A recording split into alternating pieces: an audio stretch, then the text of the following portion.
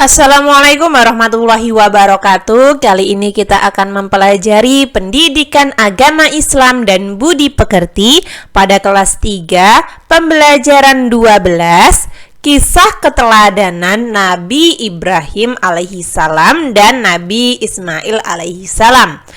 Nantinya kita akan mempelajari pada halaman 157 sampai 174. Nah, ini pembelajaran yang terakhir ya untuk pendidikan agama Islam dan budi pekerti kelas 3. Nabi Ibrahim dan Nabi Ismail merupakan sosok nabi yang patut dicontoh. Mereka memberikan contoh yang baik kepada umatnya untuk menjalankan setiap perintah Allah Subhanahu wa taala. Mereka menguatkan niatnya dan meneguhkan hatinya untuk menjalankan perintah Allah Subhanahu wa taala yang sangat sulit. Nah, di sini ada kerja kelompok atau kerjasama. Kalian bisa membagi kelompok pada kelas kalian, lalu setiap kelompok mendapatkan satu nomor dari beberapa penggalan kisah Nabi Ibrahim dan Nabi Ismail. Setiap kelompok membaca dan berdiskusi. Nah, ini bisa kalian lakukan bersama kelompok kalian masing-masing ya. Kisah teladan Nabi Ibrahim alaihissalam. Nabi Ibrahim lahir di Babilonia, sekarang Irak. Ayahnya bernama Azar bin Nahur. Kala itu Babilonia dipimpin oleh seorang raja yang sangat zalim, yaitu Namrud bin Kan'an bin Kus. Babilonia adalah negeri yang kaya, rakyatnya hidup makmur, tetapi mereka tidak mengenal Allah Subhanahu wa taala. Penduduk Babilonia justru menyembah patung atau menyembah berhala. Lucunya, patung-patung itu dibuat oleh mereka sendiri. Nah, di sini ada kisah Nabi Ibrahim dari mulai anak Nabi Ibrahim. Nah, Nabi Ibrahim itu memiliki anak yaitu Nabi Ismail dan Ishak. Yang kedua, kehidupan Nabi Ibrahim. Nah, di sini Kak Wafik cuplik beberapa saja. Ketika kalian ingin melihat lebih jelas, kalian bisa membacanya sendiri ya. Takutnya Kak Wafik kalau Kak Wafik bahas semuanya akan panjang ya. Lalu Nabi Ibrahim alaihissalam menjadi Tuhan yang sebenarnya. Masyarakat Babilonia sudah lama sebagai penyembah bintang-bintang dan patung-patung. Nabi Ibrahim terus berusaha mencari kebenaran agama yang dianut oleh keluarganya. Ketika malam telah gelap, Ibrahim menyaksikan sebuah bintang. Dia sempat berpikir bahwa bintang itu Tuhannya, tetapi tatkala bintang itu tenggelam, dia berkata, "Saya tidak suka kepada yang tenggelam." Kemudian tatkala dia melihat bulan terbit, dia berkata, "Inilah Tuhanku." Setelah bulan itu terbenam, dia berkata, "Sesungguhnya jika Tuhanku tidak memberi petunjuk kepadaku, pasti aku termasuk orang yang sesat." Kemudian tatkala ia melihat matahari terbit, dia berkata, "Inilah Tuhanku, ini yang lebih besar." Tatkala matahari itu terbenam, dia berkata, "Hai kaumku, sesungguhnya aku berlepas diri dari yang kamu persekutukan. Sesungguhnya aku menghadapkan diriku pada Rob yang menciptakan langit dan bumi dengan cenderung kepada agama yang benar. Dan aku bukanlah termasuk orang-orang yang mempersekutukan Allah, mempersekutukan Tuhan." Nah, kurang lebih seperti itu ya. Lalu menyaksikan kekuasaan Allah Subhanahu wa taala. Nah, ini bisa kalian baca sendiri. Berdakwah kepada ayahnya. Azar tidak hanya membuat patung, tetapi ia juga menyembah patung. Sebelum berdakwah kepada penduduk Babilonia, Nabi Ibrahim alaihissalam harus menyadarkan dulu ayahnya. Berdakwah kepada ayahnya tidaklah mudah, karena ayahnya tetap bersikukuh dengan keyakinannya. Usaha Nabi Ibrahim alaihissalam sudah semaksimal mungkin. Allah Subhanahu wa taala yang menentukan. Nah, Nabi Ibrahim berusaha semaksimal, tapi tetap Allah yang menentukan hasilnya ya. Lalu sebagai anak, Nabi Ibrahim alaihissalam sangat ingin menyelamatkan ayahnya.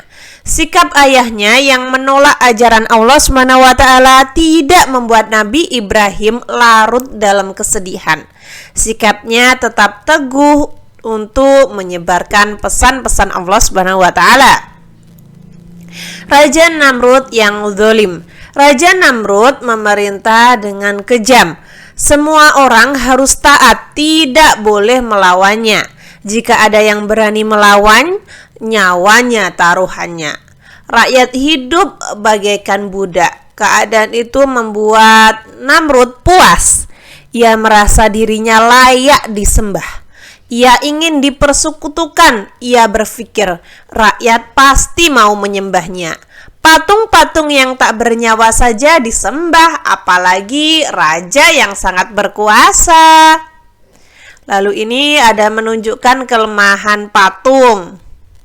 Akibat perbuatan Ibrahim dan ini ada tugas kelompok, kalian bisa mengerjakannya, membuat kelompok yang terdiri atas 4 atau 5 orang. Lalu kalian jawab pertanyaan pada nomor 2 yang poin A sampai poin D. Mari kita bahas satu persatu.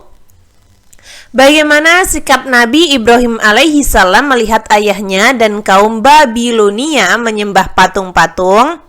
Nabi Ibrahim alaihissalam mencari cara dan petunjuk untuk menyadarkan mereka. Mengapa Nabi Ibrahim alaihissalam menolak permintaan ayahnya supaya menyembah patung-patung sesembahan masyarakat Babilonia? Nabi Ibrahim menganggap perbuatan tersebut adalah perbuatan salah. Apa yang dilakukan Nabi Ibrahim alaihissalam terhadap patung-patung yang menjadi sesembahan Raja Namrud dan kaum Babilonia? Nah, Nabi Ibrahim itu menghancurkan patung-patung tersebut dengan kapak. Apakah Nabi Ibrahim alaihissalam berhasil mengajak ayahnya beriman kepada Allah Subhanahu wa taala? Nah, tidak berhasil teman-teman, padahal Nabi Ibrahim telah berusaha semaksimal mungkin. Hal ini karena ayahnya tetap berpegang teguh pada pendiriannya dan pada keyakinannya. Nah, lalu ini ada tugas yang kedua, kalian bisa menyampaikan atau mempresentasikan hasil kelompok kalian tadi. Lalu di sini ada tabel pada halaman 164 ya. Pada halaman 104 ini kalian bisa memberi tanda centang pada kolom yang telah disediakan sesuai dengan kegiatan kalian ya.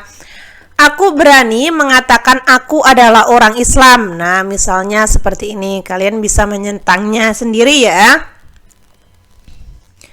Lalu ayo berlatih pada halaman 164 yang bawah. Nabi Ibrahim alaihissalam dilahirkan di Babilonia yang sekarang menjadi Irak ya. Lalu ayah Nabi Ibrahim bernama Azar bin Nahur. Babilonia dipimpin oleh seorang raja yang sangat zalim, yaitu Raja Namrud bin Kan'an bin Kus. Lalu yang nomor 4, penduduk Babilonia tidak mengenal Allah Subhanahu wa taala tetapi menyembah berhala atau menyembah patung. Nabi Ibrahim hidup di lingkungan penuh dengan perbuatan kemusyrikan dan kekufuran. Lalu selanjutnya, ini ada pada halaman 165 ya. Ini ayo berlatih 2. Tadi kan berlatih 1, sekarang berlatih 2. Mengapa Nabi Ibrahim alaihi salam tidak menyukai pekerjaan ayahnya? Karena pekerjaan ayah Nabi Ibrahim alaihi salam merupakan perbuatan syirik. Bagaimana sikap Nabi Ibrahim alaihi salam ketika disuruh menjual patung-patung buatan ayahnya? Nabi Ibrahim menolaknya. Bagaimana sikap Nabi Ibrahim alaihi salam ketika Allah Subhanahu wa taala menghidupkan kembali burung-burung yang sudah mati? Memiliki sikap dan keyakinan yang semakin mantap dan kuat dalam beriman kepada Allah Subhanahu wa taala. Mengapa Nabi Ibrahim alaihi salam tidak berhasil mengajak ayahnya beriman kepada Allah Subhanahu wa taala? Karena ayahnya tetap pada pendiriannya dan ajaran nenek moyangnya, yaitu menyembah patung ya, tadi diterangkan di awal. Mengapa Nabi Ibrahim alaihi salam menghancurkan patung-patung Raja Namrud dan kaumnya? Karena patung tersebut dijadikan tuan oleh Raja Namrud dan kaumnya. Mengapa Nabi Ibrahim alaihi salam tidak menghancurkan patung Raja Namrud yang paling besar? Karena Nabi Ibrahim ingin mereka sadar bahwa perbuatan mereka termasuk perbuatan syirik. Apa yang dilakukan Raja Namrud setelah Nabi Ibrahim menghancurkan patung-patung? Raja Namrud membakar Nabi Ibrahim alaihi salam. Apa yang terjadi setelah Nabi Ibrahim alaihi salam dibakar oleh Raja Namrud? Nabi Ibrahim tidak hangus dan tahan dibakar api atas mukjizat Allah Subhanahu wa taala. Siapakah nama 2 anak Nabi Ibrahim, yaitu Nabi Ismail dan Ishak? Sebutkan salah satu sikap terpuji Nabi Ibrahim. Banyak sekali sebenarnya ya sikap terpuji Nabi Ibrahim yang patut kita contoh, patut kita teladani, yaitu sabar, berani berkorban, berjuang, pantang menyerah. Apa yang kalian pelajari hari ini? Ini ayo renungkan pada halaman 165 yang bawah sendiri. Hari ini kita telah mempelajari kisah keteladanan Nabi Ibrahim. Nah, ini keteladanan ya, maaf Kak Wafik salah ketik, bisa kalian benarkan sendiri. Keteladanan. Bagaimana pendapatmu mengenai tindakan Nabi Ibrahim alaihi salam yang menghancurkan patung-patung Raja Namrud dan pengikutnya? Menurut saya, tindakan Nabi Ibrahim alaihi salam yang sudah menghancurkan patung itu tindakan yang berani dan gigih berjuang. Di sini ada kegiatan bersama dengan orang tua. Kalian mendapat tugas untuk menuliskan sikap terpuji Nabi Ibrahim alaihissalam. Nah, sikap terpujinya berakhlak mulia, cerdas, sabar, tabah, pantang menyerah, gigih. Nah, seperti itu. Banyak sekali teman-teman. Kalian bisa menambahkan sendiri ya. Lalu sekarang kita akan mempelajari tentang kisah keteladanan Nabi Ismail alaihissalam. Nah, keluarga Nabi Ismail. Nabi Ismail itu adalah putra dari Nabi Ibrahim ya. Setelah berdakwah di Babilonia dan beberapa lama tinggal di Mesir, Nabi Ibrahim alaihissalam bermaksud pindah ke Palestina bersama istrinya. Karena lama tidak memiliki anak, kemudian beliau berdoa kepada Allah Subhanahu wa taala agar dikaruniai seorang anak yang soleh, dikaruniai anak yang soleh ya. Berkat doa itu, Nabi Ibrahim dikaruniai seorang anak laki-laki yang bernama Ismail. Ibu Nabi Ismail adalah bernama Siti Hajar atau Hajar ya. Hijrah ke Mekah, tinggal di tempat yang gersang, munculnya air Zam-Zam. Nah, ini kisah tentang munculnya air Zam-Zam teman-teman.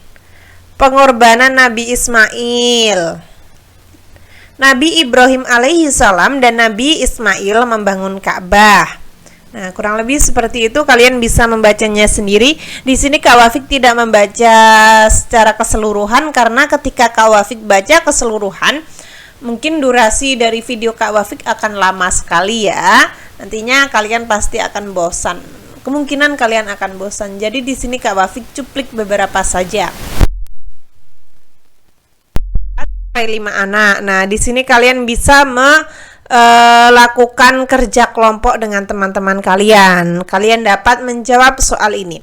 Apa pendapat Nabi Ismail ketika ayahnya bermimpi dirinya disembelih? Apa pendapat Nabi Ismail ketika ayahnya menerima perintah untuk membangun Ka'bah? Nah, seperti itu. Nah, di sini ada tabel, kalian bisa mencentang sesuai dengan kebiasaan kalian, sesuai dengan perilaku sehari-hari kalian ya. Lalu ada ayo berlatih pada halaman 172. Mari kita bahas. Nabi Ismail alaihi salam memiliki ibu yang bernama Hajar. Nabi Ibrahim alaihi salam bersama istri dan anaknya harus meninggalkan rumah untuk hijrah ke Mekah. Agar mendapatkan air untuk Nabi Ismail alaihi salam, Ibu Hajar berlari bolak-balik dari Bukit Sofa ke Bukit Marwah. Sumber mata air yang ditemukan Hajar disebut Zam-Zam.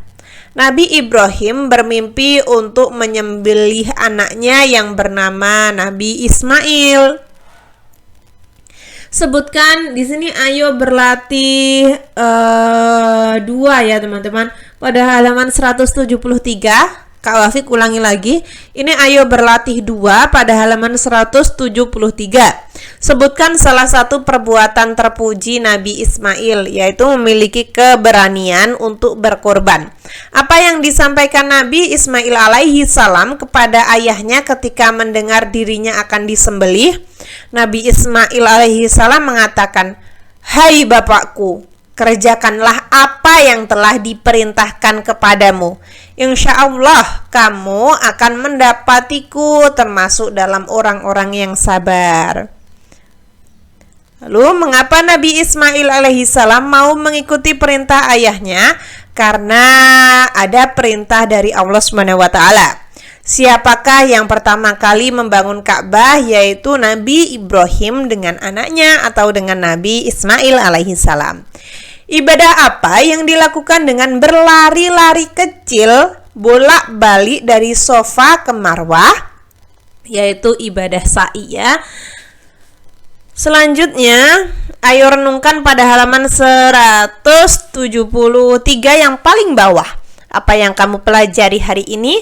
Hari ini kita telah mempelajari tentang kisah teladan Nabi Ibrahim alaihissalam dan juga Nabi Ismail alaihissalam. Bagaimana pendapatmu jika seorang anak tidak taat dan patuh kepada orang tuanya? Nah, pendapat saya, maka anak tersebut termasuk kurang baik ya. Jadi kita harus patuh, harus taat kepada orang tua kita. Nah, di sini ada kegiatan bersama orang tua, sikap terpuji Nabi Ismail. Nah, ini bisa kalian kerjakan, namun ketika kalian masih kurang paham atau mungkin kalian butuh bantuan Kak Wafik dalam mengerjakan halaman 174 ini, kalian bisa tulis di komentar ya. Nanti Kak Wafik usahakan untuk membalas komentar kalian. Kurang lebih seperti itu.